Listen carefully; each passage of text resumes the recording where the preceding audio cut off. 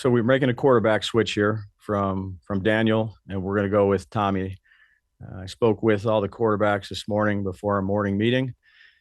Let them know what the direction that we're going. Those are never easy conversations. Got a lot of respect for all three of those guys. After evaluating a bunch of things and looking at a lot of tape, and being around Tommy last year, where he created a little bit of a spark for us, that's the reason why we're going with Tommy. Drew will be the backup. Continue to work with him. He's been nothing but a pro, and as was Daniel. So it's never an easy conversation to have with the players, but felt like this was a necessary move for us, and look forward to working with Tommy and getting him ready to go against Tampa.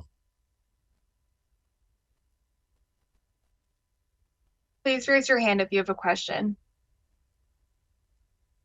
Paul Schwartz. Yeah, Brian.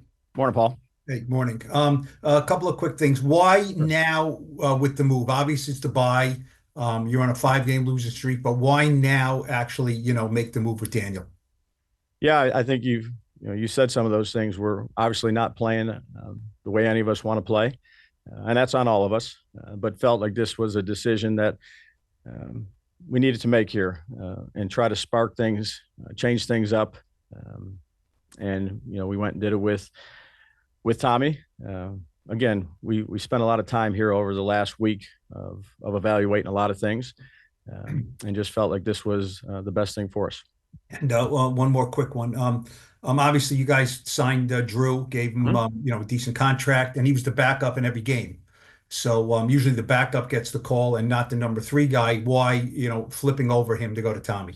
Yeah, I understand the question. Again, I got a lot of confidence in Drew, the way he's handled himself since he's been here, and he handled this well too, being a professional. Again, Tommy, we've been with Tommy here for a little bit. He's done a nice job, I would say, throughout practices here, but also you have something to lean on by going back and watching him operate some of our stuff from last year. This is no indication on Drew whatsoever. He's been excellent for us. It was more about what I felt Tommy gave us.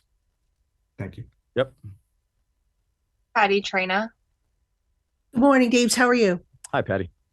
I have 2 for you. Sure. First off, can you tell us when the decision was made? Did you make it this morning? Did you make it over the weekend?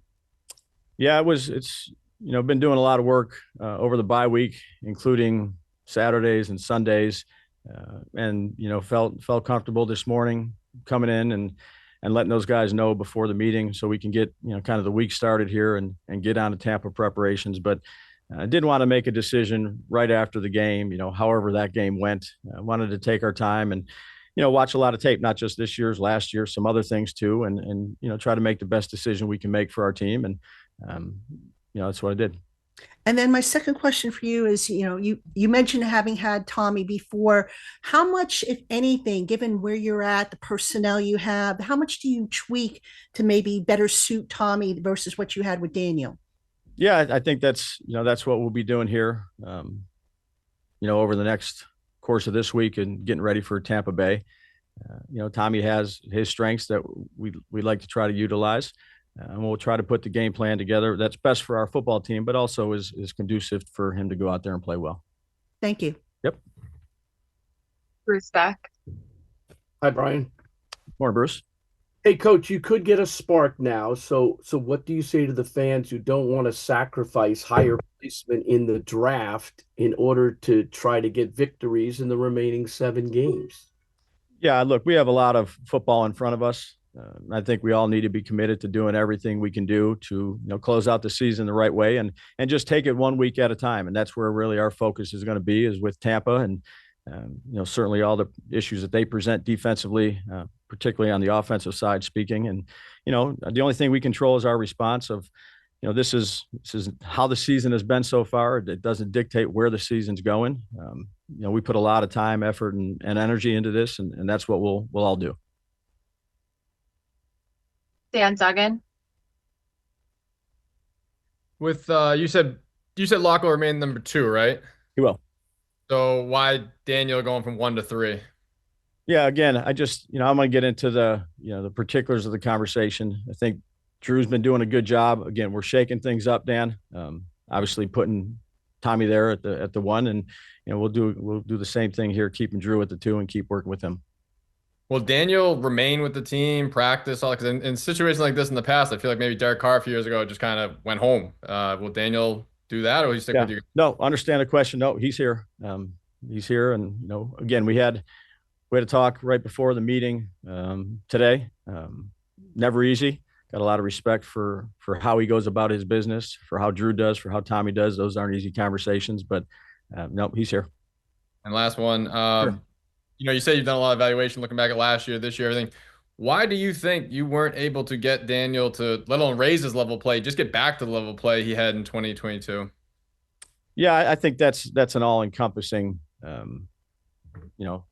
on everybody. That's just not on Daniel. That's on me. That's on an entire offensive, performance. So, again, making this decision to, try to spark it, to give Tommy an opportunity. Again, he did some nice things when he was in there and he played as a rookie, and I know he's eager for the opportunity.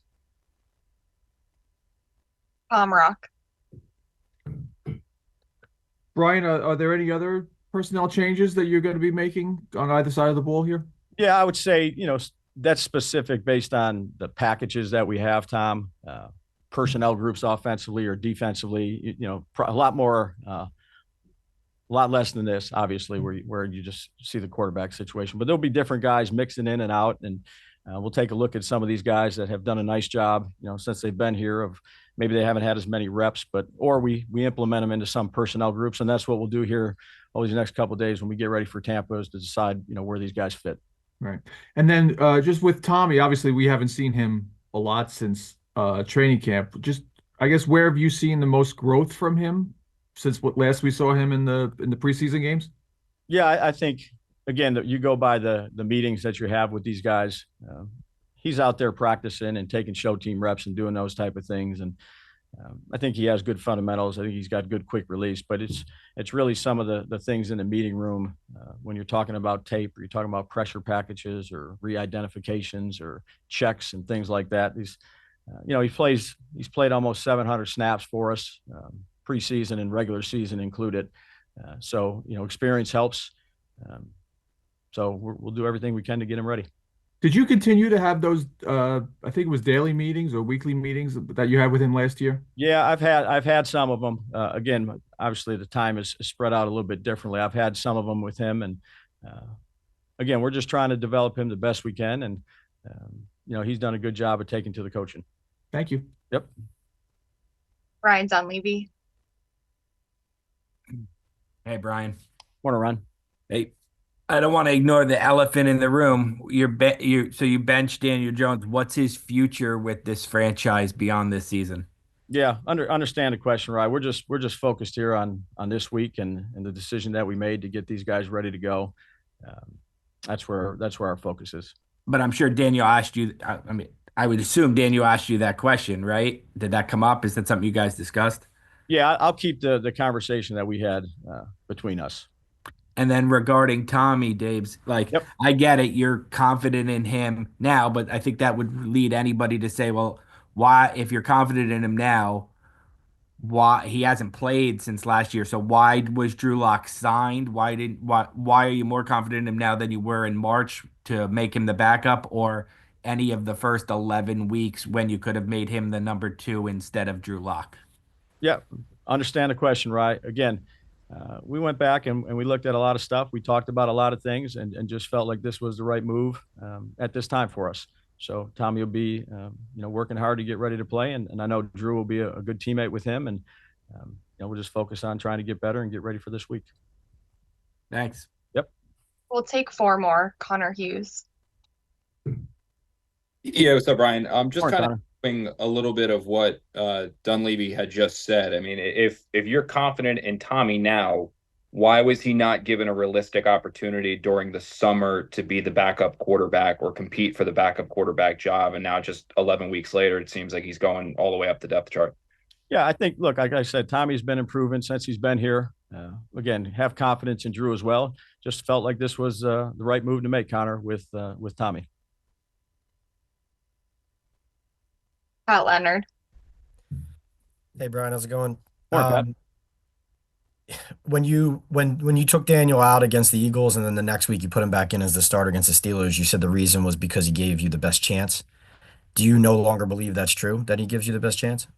Yeah, I think. Look, I'm excited to see what Tommy brings to the table. That's why he's out there, Pat.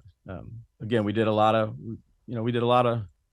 conversations, studied a lot of stuff, and again, have confidence in Tommy, and that's the reason why he's in there. Has Tommy outplayed Drew in practice? I'd say they've both done a good job in the things that we've asked them to do: the look teams, the preparation, being ready to go in case their number's called. Again, the conversation that we had with Drew this morning was a productive one. Obviously, it's, he'd like to be the starter, and I understand that. But again, the spark that Tommy gave, not just, I'd say, the offense, but the team last year, I think is important. Also, real quick, if you don't mind, Yeah, it's okay. How do you feel their locker room will react to? Of course, this benching is at least partly performance based, but it's well known that there's money and a financial penalty tied to an injury here with Daniel if he keeps playing. How do you guard against the players in the locker room feeling like there are motivations outside of putting the best team on the field for the decisions you're making in this spot? Yeah, just like I said before, that's why Tommy's out there. I think he'll be ready to go. I'm excited to see him. Thanks. Yep. Charlotte Carroll. Hey, James, how's it going? Morning, Just Charlotte. a follow-up on Pat's question there. How much, you said you had a lot of conversations, how much did that injury guarantee kind of factor into the decision to bench Daniel at this point? Yeah, the coaches and I met, I'd say every day last week almost, and into the weekend. And we evaluate the performance of the players. And we made a decision based off that to go with Tommy. And then just a second question. How's you guys looking injury-wise coming into this week? Any like long-term or anything? I think we'll be good. Yeah, I think we're good. I don't have the injury stuff with me. You got ahead of me on that one, Charlotte, but we're going to have a walkthrough here today and everybody will be a full participant in it. Last one, Jordan Renan. Just to follow up on that real quick, Brian, Kayvon Thibodeau, do you expect him to come back after the bye? It's a good question. I think there's a possibility of that, Jordan. I don't want to jump the gun here on it. But he's not on the practice field yet. Right? That's what because you said if everyone's going to be there. Yeah, well, everybody that can participate will participate, and then we'll make a decision here on Kayvon based on where he's at. Okay. And then with Daniel, how did that conversation go with him? Like, how did he handle the news? Obviously, he wants to be the starter. Yeah. So, how would you describe his reaction? Well, I would say, look, I got a lot of respect for Daniel. I've said that before. Those conversations will remain private. Certainly you're not going to be happy about that as a competitor, and I respect that. And then, we asked you this a lot, but how does ownership factor into this, and how did they factor into this specific situation? I know you talk to them all the time, you tell us up, but how did they factor into this situation? And then the perception from some outside is, hey, this is a move you're making because ownership wants it. It could help put fans in the seats. It can create some buzz. What do you say to that? Yeah, understand your question, Jordan. Again, our conversations will be private. We have plenty of them, and looking forward to Tommy getting ready here to go against Tampa. Did ownership give you input, or was it you guys coming to them and say, hey, this is the decision that we made? Yeah, again, respect the question. Our conversations will remain private here, but we made this decision, and let's get Tommy ready to go.